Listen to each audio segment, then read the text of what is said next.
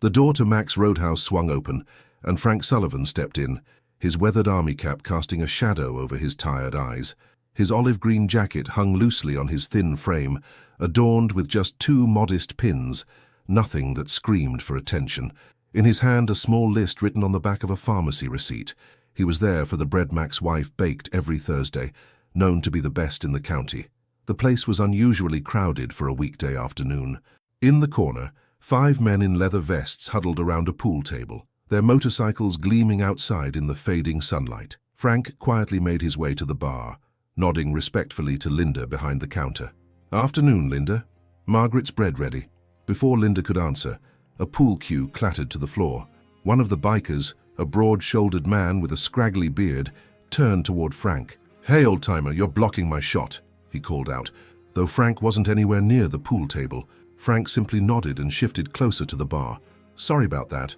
The biker wasn't satisfied. He strutted over, boots heavy against the wooden floor. "What's with the get-up? Playing soldier today?" He flicked the collar of Frank's jacket, his breath reeking of whiskey. "Not playing anything, son," Frank said quietly, eyes fixed forward. The biker snorted. "Son? I ain't your son, old man." With a sudden motion, he shoved Frank, sending him stumbling back against the bar, the list fluttering from his fingers. The room went quiet. Frank steadied himself, wincing slightly as he straightened his jacket. The bruise under his eye from his fall last week seemed to darken in the dim light. "I'd appreciate it if you didn't do that again," Frank said, his voice soft but firm. The biker laughed, looking back at his friends. "Or what? You'll call the nursing home?" Frank didn't respond. He simply bent down with effort to retrieve his fallen list. Linda's knuckles were white around the glass she was drying. "Vince, that's enough. This man's a regular." "Regular what? Regular waste of space?" Vince sneered, glancing at his watch. "Got somewhere important to be, Gramps?" Frank looked at his own watch, a simple timepiece with a worn leather strap. "Actually, I do." What no one in that bar could have known was that in exactly 25 minutes everything would change. Not just for Vince, but for everyone who witnessed what was about to unfold. Frank Sullivan hadn't always been the quiet man who came to town for bread and supplies. Long before his hair turned silver, long before the lines etched themselves around his eyes, he'd been someone else entirely. At 19, Frank had been a combat medic in Vietnam, assigned to the 101st Airborne. While other young men his age were starting college or working in their father's shops, Frank spent his days in humid jungles, hands steady as bullets whizzed overhead, patching up soldiers who'd stepped on landmines or caught enemy fire. His training had been minimal, just enough to keep men alive until they reached a field hospital. But Frank had a gift. When others panicked, he grew calmer. "It's like time slows down for me," he once explained to a war correspondent who'd asked how he worked so efficiently under fire. "I don't hear the gunshots anymore. I just see what needs fixing." By the time he returned home, Frank had saved the lives of 57 men who'd arrived under his care with injuries that should have been fatal. Some called it luck. His commanding officers called it remarkable skill. Frank simply called it doing his job. After the war, he'd married his sweetheart, Margaret, and used his GI Bill to become a licensed paramedic. When their small town's medical funding was cut, Frank converted their garage into a supply station, stocking it with medical necessities he purchased with his pension. "Need something for that arm?" He'd ask veterans who came into town, often homeless, often forgotten. No paperwork, no insurance cards, just help. What started as a shelf of bandages and antiseptic grew into the Sullivan Medical Outreach Program. While politicians talked about veteran care, Frank quietly created an underground network of volunteer doctors, securing treatments for men who'd fallen through the cracks of the system they'd served. At home in the garden Margaret had loved, Frank trained service dogs for veterans suffering from PTSD. The first dog, a patient black lab named Scout, had been intended for a young Marine who'd returned from Desert Storm, unable to sleep through the night. When Frank delivered Scout, the Marine's wife later said it was the first time her husband had smiled in months. Word spread. More dogs followed. Frank never charged a penny. "These men gave everything," he'd say, when Margaret suggested they at least accept donations for the dog food. "The least I can do is give something back." When Margaret passed away 3 years ago, many expected Frank to retire to finally rest. Instead, he expanded the program, selling their home to fund a proper facility where he could train more dogs. He moved into a small apartment above the local hardware store, needing little for himself. Every Thursday, Frank would make the rounds, first to the bakery for bread, then to the veterans' shelter on Oak Street, where he'd teach basic first aid to anyone willing to learn. The men at the shelter called him Doc. Though he'd never earned an official medical degree, to them his steady hands and combat experience meant more than any framed certificate. Linda knew some of this as she watched Vince continue to harass Frank. The biker was standing too close now, poking a finger into the old man's chest. Most of the bar patrons stared into their drinks, unwilling to intervene. Frank himself remained calm, his weathered hands relaxed at his sides. In the corner booth, a middle-aged man in a business suit observed the scene, a flicker of recognition crossing his face. He picked up his phone, fingers moving quickly across the screen. As he pressed send, the subtle shift that would change everything had already begun. Frank's hand trembled slightly as he reached for the bread Linda had finally managed to retrieve from behind the counter. Not from fear. The slight tremor had been with him since Khe-Sanh 1968, when a mortar blast had thrown him 20 feet across a makeshift field hospital. Even then, he'd gotten back up and continued working. "You deaf as well as old?" Vince shouted, growing increasingly frustrated with Frank's lack of reaction. "I'm talking to you." "I hear you just fine, son," Frank replied, placing exact change on the counter. "I just don't have anything to say." Vince grabbed the loaves of bread from Frank's arms, tossing them onto the floor. "Maybe you'll say something now." A muscle twitched in Frank's jaw, the only sign that he was affected at all. He bent down again, slower this time, and gathered the bread. Linda rushed around the counter to help him. "You okay, Frank?" she whispered. "Been through worse," he murmured, offering her a small smile that didn't quite reach his eyes. "Look at you," Vince continued, playing to his audience now. "Can't even stand up for yourself. What kind of man are you?" The question hung in the air. Frank straightened up, tucking the bread under his arm. For a moment, something flickered across his face. Not anger, but a profound weariness. The kind that comes from seeing too much of humanity at its worst and still choosing to believe in its potential for good. "I'm the kind of man who wishes you peace," Frank said finally. "Whatever you're carrying that makes you need to do this, I hope you find a way to set it down." The words were not what Vince expected. His mouth opened, then closed again, momentarily thrown off balance. In that pause, the businessman from the corner booth approached. "Sergeant Sullivan?" he asked, his voice carrying an unmistakable note of respect. Frank turned, squinting slightly. "Yes?" "William Pearson, sir. You probably don't remember me. I was a clerk at Camp Eagle in '71. You stitched up my brother after a helicopter extraction went sideways." He extended his hand. "He's got 3 kids now because of you." Frank's expression softened. "Pearson, blonde kid, Missouri accent." William's face lit up. "That's him, you remember?" "I remember all of them," Frank said simply. From outside, a sound began to build, distant at first, then growing steadily louder. The rhythmic thump of rotor blades cutting through air. Vince snorted. "What is this, a veterans' reunion? Should I get my violin?" He made a mocking gesture of playing an instrument. William ignored him, keeping his eyes on Frank. "Sir, I hope you don't mind, but I made a call. Some people have been looking for you since that fundraiser in Memphis got cancelled." Frank's brow furrowed. "I don't understand." The sound outside was unmistakable now. Conversations stopped mid-sentence as everyone in the bar turned toward the windows. The glasses on the shelves began to rattle. Through the dusty panes, they could see a massive shadow descending on the parking lot. A Black Hawk helicopter was landing, its powerful downdraft sending loose gravel skittering across the asphalt. "What the hell?" Vince muttered, moving toward the window. William smiled. "Looks like they found you, Sergeant." Frank shook his head, bewildered. "Who found me?" "The men you saved." The helicopter blades slowed as the door slid open. 6 men in full military dress emerged, their posture rigid, their movements precise. At their head walked a distinguished officer with silver stars glinting on his shoulders. The bar door swung open, and the group entered, filling the small space with an unmistakable presence. The lead officer removed his cap, tucking it under his arm as he approached Frank. "Sergeant Frank Sullivan," he said, his voice carrying the weight of authority. "It's an honor to finally meet you in person." The entire bar watched in stunned silence as the general extended his hand to the unassuming old man in the worn army jacket. "General Hawkins, 5th Special Forces," the officer introduced himself. "You saved my father at Pleiku. He made me promise if I ever had the chance I'd shake your hand." Frank's eyes widened in recognition. "Robert Hawkins' boy. Last I saw you, you were in diapers in a photograph." The general smiled.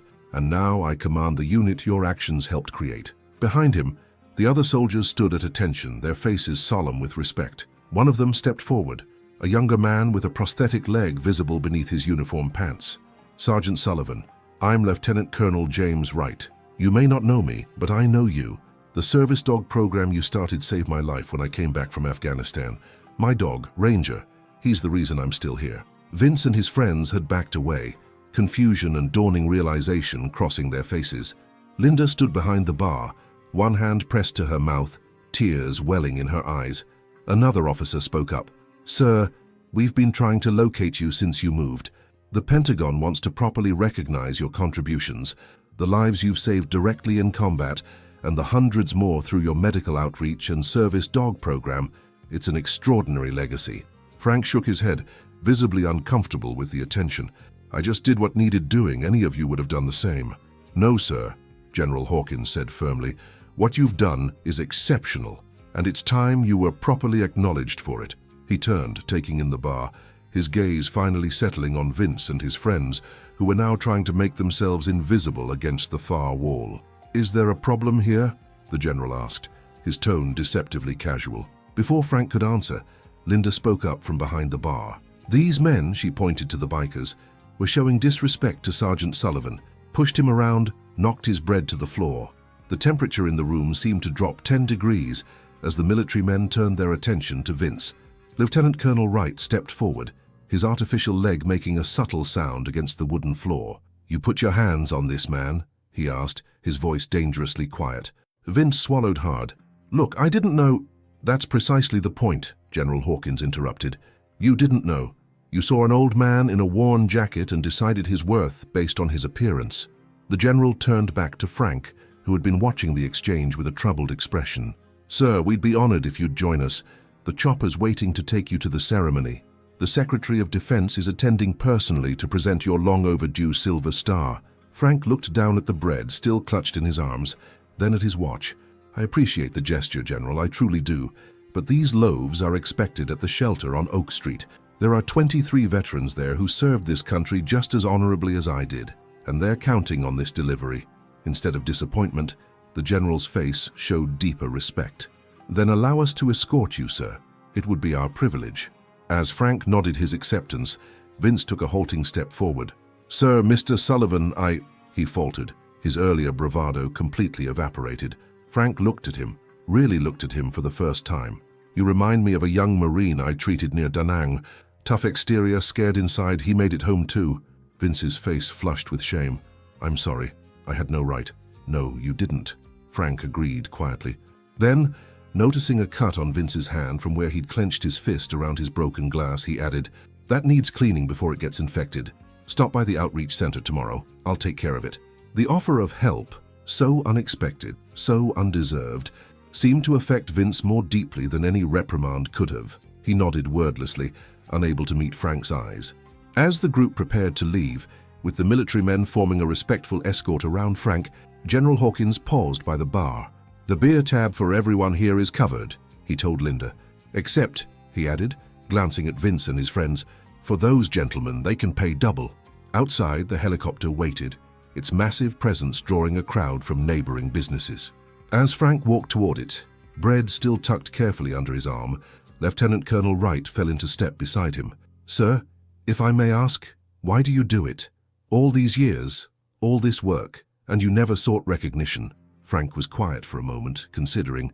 "When you've held as many dying boys as I have, heard their last words meant for mothers and sweethearts they'll never see again, you understand what matters." He looked up at the younger officer. "It's not the medals or the parades. It's making sure their sacrifice means something, that we take care of each other when the fighting's done." As they reached the helicopter, Frank turned for one last look at the bar. Through the window, he could see Vince watching him, the younger man's face a complex mixture of emotions. Frank raised his hand in a simple gesture, not quite a wave, not quite a salute, an acknowledgement, perhaps, that we all have the capacity to be better than our worst moments. The lesson hung in the air long after the helicopter had disappeared into the horizon, carrying with it a man whose quiet courage spoke louder than any act of intimidation ever could. The story of what happened at Mac's Roadhouse that Thursday afternoon spread through town like wildfire. By evening, the local paper's editor was calling Linda for details. By the next morning, a crude cell phone video of the military men entering the bar had already gathered thousands of views online. Frank himself returned to his small apartment that night, politely declining the military's offer of more comfortable accommodations. The Silver Star now rested in the same drawer where he kept Margaret's wedding ring and the faded photographs of the men from his unit, treasures too precious for display. At dawn he rose as he always did, made his instant coffee, and prepared for his regular Friday routine: inventory at the outreach center, followed by dog training at the facility outside town. The fact that he'd been honored by the highest levels of military command changed nothing about these obligations. When he arrived at the center, however, he found something unexpected. Parked outside was a motorcycle, not one of the gleaming machines from the bar, but an older model, meticulously maintained. Beside it stood Vince, a cardboard box in his hands. "Morning," Frank said, unlocking the door as if finding the man who'd shoved him waiting outside was the most natural thing in the world. Vince shifted uncomfortably. "I brought some things. For the veterans." He set the box down, revealing canned goods, new socks, and a few paperback books. "Not much, I know." Frank nodded. "It's a start. Come on in, let me look at that hand." Inside, as Frank cleaned the cut he'd noticed the day before, Vince finally spoke again. "My old man was military. Korea. Never talked about it, just drank until he couldn't remember. Used his fists more than his words." He stared at the floor. "Guess I turned into everything I hated about him." Frank applied antiseptic with the same gentle efficiency he'd once used on battlefield wounds. "The thing about patterns," he said, "is that they can be broken. Took me years to stop hearing the mortars in my sleep." "How'd you do it?" Vince asked. "Found something bigger than my pain." Frank secured a bandage around Vince's hand. "There's a veteran named Ellis at the shelter. Lost both legs in Iraq. Could use someone to drive him to physical therapy on Tuesdays. His appointment's at 10. It wasn't a question, not exactly. But it was an opportunity, one that Vince recognized for what it was. "I can do that," he said quietly. By the following Thursday, the story had evolved. Some versions claimed a full platoon had descended on the bar. Others insisted Frank had served with special forces. The truth, as always, was both simpler and more profound than the embellishments. What remained constant was the effect it had on the town. The outreach center received more donations in 1 week than it had in the previous year. 3 local businesses offered jobs to veterans from the shelter. And at Mac's Roadhouse, Linda hung a simple black and white photograph behind the bar. A much younger Frank Sullivan, kneeling beside a wounded soldier in a distant jungle, hands steady as he worked to save another life. Vince kept his word about driving Ellis. Their Tuesday appointments became a regular fixture, eventually expanding to include other veterans.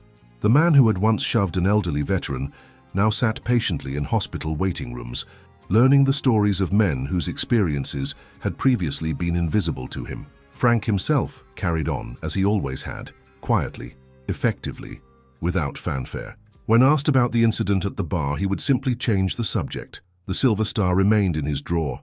The work continued. Perhaps the most telling change occurred 2 months later, when Vince arrived at the outreach center with his motorcycle club in tow. No longer dressed in intimidating leather, they came in work clothes, toolboxes in hand. "Heard you needed some renovations," Vince told Frank. "We've got carpenters, an electrician, and a plumber. Figured we'd put ourselves to good use for once."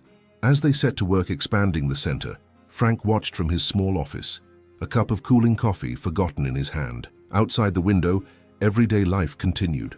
People hurrying past, absorbed in their own concerns, perhaps noticing, or perhaps not, the transformation occurring inside. In a world that often measures worth by the loudest voice or the most aggressive stance, Frank Sullivan had demonstrated a different kind of strength, one that creates rather than destroys, that heals rather than harms. It's the kind that doesn't diminish with age or require validation from others. It's the kind that changes lives, one small act of decency at a time. True strength has never announced itself with raised voices or clenched fists. It doesn't demand attention or recognition. Instead, it reveals itself in the quiet moments, in the steady hand that binds wounds, in the voice that remains calm amidst chaos, in the dignity that remains intact even when challenged. Frank Sullivan understood this truth because he had lived it, breathing it into existence through decades of service that went largely unnoticed until that day at Mac's Roadhouse. His story reminds us that the measure of a person isn't found in their physical power or social status, but in the depth of their character and the impact of their choices. For Vince, the lesson came at the cost of public humiliation. but ultimately gave him something far more valuable, a chance at redemption, a path toward becoming the kind of man he could respect when he looked in the mirror. Sometimes we need to be shown our smallness before we can grow into something greater. The helicopter that landed that day didn't just bring military officers to honor a forgotten hero, it brought a visual reminder that beneath the surface of ordinary lives often lie extraordinary stories, stories of courage, sacrifice, and quiet resilience that deserve our attention and respect. In a culture that too often celebrates youth over experience, wealth over wisdom, and appearance over substance, Frank's story stands as a counterpoint, a reminder that true value doesn't diminish with age or modest circumstances. If anything, it deepens, like the grain in well-seasoned wood. The next time you pass an elderly man in a worn jacket, or a woman whose hands bear the marks of decades of work, remember that you're looking at the culmination of a lifetime's worth of choices and experiences. Behind the lines on their faces are stories you cannot imagine, triumphs, heartbreaks, and moments of courage that have shaped not just their lives but the world around them. The respect we offer to such individuals isn't simply politeness. It's an acknowledgement of our shared humanity and the journey we're all making through this brief, precious life. It's recognition that wisdom often comes wrapped in unassuming packages, and that some of the most valuable people in any community are those who serve without seeking praise. As Frank would say, the measure of your life isn't what you take from this world, but what you leave behind in the lives you touch. For those watching this who might be feeling overlooked or undervalued because of your age or circumstances, take heart. Your worth isn't determined by others' perception. The impact you've had, the lives you've touched, the wisdom you've earned, these things matter whether they're recognized publicly or not. And if, like Vince, you've ever judged someone based on appearances alone, remember that today is always a good day to begin seeing with clearer eyes. The most meaningful transformations often begin with a simple apology and the humility to learn from those we once dismissed. In the end, Frank Sullivan's story isn't just about a veteran receiving long overdue recognition.